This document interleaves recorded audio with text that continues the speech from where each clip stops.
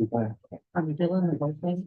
Oh, yes. Yeah, yeah, he didn't this stuff. Yeah, if he hasn't, they've actually reviews what we can have to. Yeah, Yeah, that's great. yeah.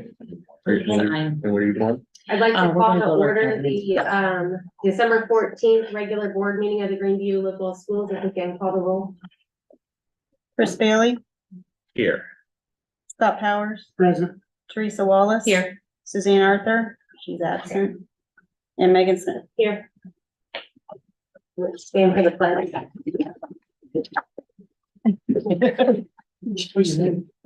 I pledge allegiance to the flag of the United States of America and to the republic for which it stands, one nation, under God, indivisible, with liberty and justice for all.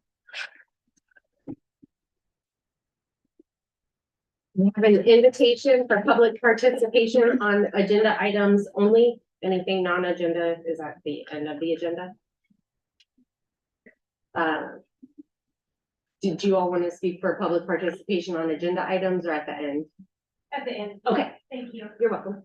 Okay, so we'll move on. Do I have a motion to approve the agenda? Motion. All second. Mr. Bailey, Yes. Mr. Powers. Yeah. Mrs. Smith, Yes. Mrs. Wallace. Yes. Motion passes. Oh, no. Yeah. Moving on to number 2, the treasurer's report. A, approve the minutes of the regular board meeting for November 16th, 2023. B, approve the minutes of the special board meeting, November 20th, 2023. C, approve the minutes of the special board meeting, December 7th, 2023. D, approve the November financial reports. E, approve November month-end advances. F, approve amended estimated receipts for November 2023. G, approve amended appropriation for November 2023. H, approve donations as listed. Supplies and small adaptive resources for use in classrooms and in therapy programs at Greeneview Elementary, donated by Dylan and Brittany Oney. $1,000 from Jamestown Masonic Lodge for 2 $500 scholarships. $500 from Jaden Kyla Greenwood to the Dave Driscoll Memorial Scholarship. I approve treasurer's report A through H as presented. All second. Mr. Powers. Yeah. Mrs. Smith, Yes. Mrs. Wallace, Yes. Mr. Bailey. Yes. Motion passes. Moving on to number 3, superintendent's update, which is A, teaching and learning, B, facilities, and C, operations. Okay, thank you. Starting with teaching and learning, as you all know, Greeneview Elementary has focused heavily on the last year and a half on the science of reading and providing professional learning and resources to teachers and supporting students with interventions where that's appropriate. I'll remind you also that we also received the Reaching All Students and Literacy Grant. So we've been able, had that for 2 years. This is hard to believe. We've only got a half a year left remaining on that grant, but we've been able to financially support that work and also use some of those dollars to bridge the support into grades 4 and 5 as those students go into middle school. So just really affirming our scores from our 3rd grade fall test just came back from the state. And out of 117 3rd graders, 95 have already passed the end of year criteria for the 3rd grade reading guarantee. That's actually 82% of our students who've already met that criteria. That is, of course, end of year already in the fall. And to give you some comparison, last year's numbers at this time, 59% met the criteria. So kudos to not just our 3rd grade teachers, but that is the combined work of also K1, 2, and 3. As once they get to 3rd grade in that first tested year, we've seen an improvement in their achievement. So much to celebrate there. Next year, the state requirements to provide literacy professional learning to grades 4 and 5. Our teachers in grades 4 and 5. So we've started planning for that. What that looks like for next year, same thing, teaching practices, interventions, and resources. So we're again formally planning for that, but and even though it is compliance with the state, it's still the work that we're already doing associated with our district improvement plan in goals 1 and goal 2. All grades continue to proceed with learning, vetting, and piloting the associated math adoption process. So we should make some final decisions on that in March to again plan for professional learning for adoption going into the 23-24 school year. We're also auditing our career tech programming to make sure that we reach all of the compliance and quality review standards associated with that. We continue to analyze and evaluate both gifted programming as well as special education programming. One, to be compliant, two, to make sure we're picking up all the points on our state report card, but really especially to make sure that we're providing a quality education for those students. And then finally, for teaching and learning, our preschool numbers, that is a Greene County ESC program, but those are mostly Greeneview students. Those numbers continue to soar. We're still able to maintain the same number of classes, but we're getting creative with the ratios and how we're providing service. So our numbers are growing at the preschool. From a facility standpoint, I want to thank the board for approving the resolution to proceed forward with a March 19th, 2023 ballot issue. The plan does remain the same. The district will be seeking a bond issue and a PI levy, just as we did in November. The dollar amounts remain the same. So after state and federal contributions, the local share is just over 22 million. However, what does change between the November and the March election is the millage. Just to kind of explain a little bit, the millage rate is set by the county auditor each year to produce the specified amount of revenue that's needed. As property values change, then the amount of revenue the school district receives from a bond issue. However, that does not change. So therefore, the rate gets adjusted to bring in the specified amount of money. Mrs. Fisher might do a better job of this actually explaining.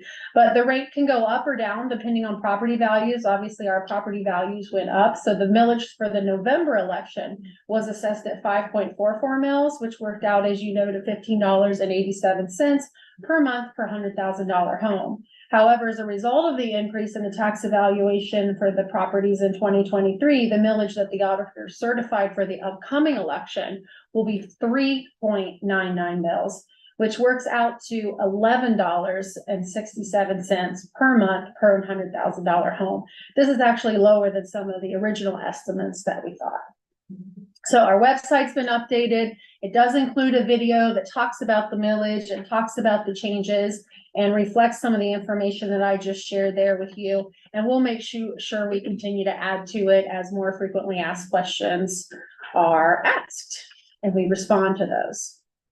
From an operations standpoint, I'll be working with law enforcement to begin updating our mutual agreement for services. State law requires the agreement, but with new leadership of law enforcement, it's also a good time to add language to make sure that we're current and that we're relevant with our current practices. You'll remember we ordered 4 buses that have been on back order, and last January they were told they should be here late June or July. I don't know if I'll hold my breath, but they're supposed to be here late June. We've assigned an agreement with Neola, who is the company that we work with to make sure that our policies are updated, to begin auditing our policies. Our first meeting is actually going to be on January 10th. So we'll begin that work. Also, though, today on the agenda, we've got some random kind of catch-all board policies, some that were new, some that needed updated. There are just some policies also that you just need to renew every year, or then once you start to get in the weeds, it's every 2 years, 3 years. So it's really just kind of helpful to have a batch that you make sure that you continue to update. Also, in case on a little lighter note, in case you weren't aware, our transportation department entered a decorated school bus in the village parade. I think it was a couple weeks ago. They did receive second place next to Santa. So I don't know how but they did such a wonderful job, and just kudos to them for really rallying together and working together to represent our schools in the parade. And as part of my superintendent's update, I want to make sure. So Mrs. Teresa Wallace, I want to honor your service to the Greeneview Board of Education. 8 years of service Mrs. Wallace has served on the Greeneview Board. So thank you for your dedication and for your time and your devotion to students and families in our school district. Thank you. You're welcome. Thank you. Please. There you go. Thank We'll see you. about the tree. And finally, there are some small gifts there at your spots from those of us here at the Board of Education. We hope that you, as well as our families and our students, also have a wonderful holiday season. So thank you. Thank Thank you, Mrs. Smith. That concludes my superintendent's update. Thank you, ma'am. We'll move on to number 4, which is new business. A, appoint the following board member to serve as temporary chairperson for the January organizational meeting, Chairperson Scott Powers. B, approve resolution of appointment of Suzanne Arthur to Greene County Career Center Board of Education. C, approve updated board policies. Do you want me to read which ones they are? I don't believe. It's up to you. It'll be part of the agenda for anyone online that would like to see that. D, approve district's compliance with nutrition standards. E, approve out-of-state high school government trip to Washington, D.C. and Philadelphia, Pennsylvania, November 20th through 23 of 2024. F, approve new business items A through E as presented. Second. Mrs. Smith, Yes. Mrs. Wallace, Yes. Mr. Bailey, Yes. Mr. Powers. Yeah. Motion passes. Number 5, personnel. A, approve change in status for Amanda Hollingsworth from Master's Step 3 to Master's Plus 15, Step 3, effective with the January 10th, 24 pay date. B, approve Emily Noer, Intervention Specialist, Step 0, bachelor's degree, 1-year limited contract for the 2023-2024 school year, contingent upon proper certification, background check, and completion of required paperwork. C, approve dock-in pay for Cynthia Rutherford on 12/1/2023, 1 day for out-of-state visit. D, approve the following certified substitutes for the 2023-2024 school year. Abigail Goodwin, Emily Noer, Martha Rector, Beth Rogers, contingent upon proper certification, background check, and completion of required paperwork. E, approve the following classified substitutes for the 2023-2024 school year. Karen Davenport Cook, Julie DeMalt, building aide. F, approve personnel items A through E as presented.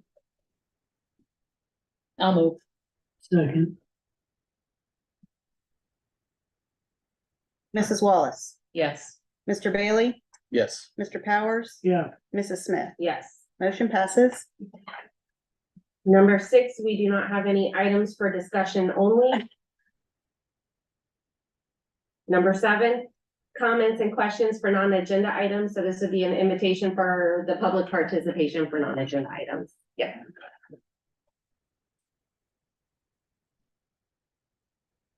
Hello. Can you just let us know your name and then there's the 3 minutes. Okay, my name is Alex Hackney. I am reading this statement from my dad, Paul Hackney, as he is unable to attend this board meeting due to him having to work a previously scheduled detail. As this board is undoubtedly aware, we filed a criminal complaint against the middle school principal, Ms. Calloward, for a criminal charge of failure to report and child endangering for her response to the felonious assault that took place in the hallway on December 2nd, 2022. This week, we received a copy of the declination of charges from the Xenia prosecutor's office. Charges were denied in part because I called law enforcement myself 2 hours after the assault, even though I asked Mrs. Calloward to call while I was at work. The statement from the prosecutor's office states that it is impossible to determine if Principal Calloward would have eventually alerted the police of the assault. Had Principal Calloward failed to contact law enforcement authorities by the end of the day, criminal liability may be more apparent. In any event, the prosecution may not proceed based on the likelihood that a criminal offense was likely to occur. Although, furthermore, the following 2 paragraphs are part of the statement issued by the prosecutor's office. Although Principal Wendy Calloward's actions were questionable, they do not arise to the level of criminal conduct. Nevertheless, any parent, and specifically the parents of Kylie, would be justified in their outrage and alarm. A review of the school surveillance video shows an event that was something akin to gang violence. It is concerning that a professional educator would decide to conduct her own criminal investigation in lieu of calling upon professional law enforcement. Most laymen, having witnessed such violence, would have instantly known that the safe and prudent action would have been to call for emergency services without delay. It is also distressing that a public servant such as a school principal would refuse to cooperate with investigators without legal representation. Although Principal Calworth was within her constitutional right to seek legal counsel, it is concerning that a public servant charged with the care of children would not willingly cooperate with law enforcement investigations. In sum, Principal Calworth's actions give the appearance that the health and safety of the student was secondary to the goal of safeguarding the school and herself from any form of culpability. With the conclusion of the criminal investigation, I am considering posting the video of the assault of our daughter. The reports, statements, photos, and videos are no longer connected to an active investigation and are available by request in accordance with the Ohio Public Records Law. I feel the community needs to see what happened that day and would be evident that this administration doesn't truly care about the Greeneview students that it proclaims it does. If the student truly mattered, then this incident would have been handled much more quickly and taken more seriously. However, if this happens again, I hope that Greeneview has learned something and would hopefully handle an assault like this much more differently. Mrs. Calworth never acknowledged the seriousness of what took place that day, and her lack of urgency in contacting parents and first responders is still appalling to us. Thank you. Thank you for your time, Mr. Matthews.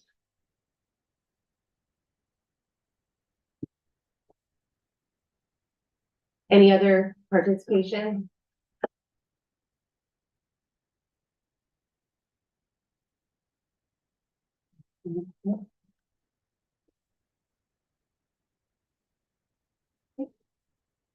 Number 8, we will move to adjourn the meeting.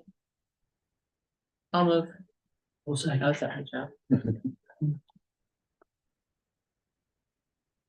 Mrs. Wallace, Yes. Mr. Bailey, Yes. Mr. Powers, Yeah. Mrs. Smith. Yes.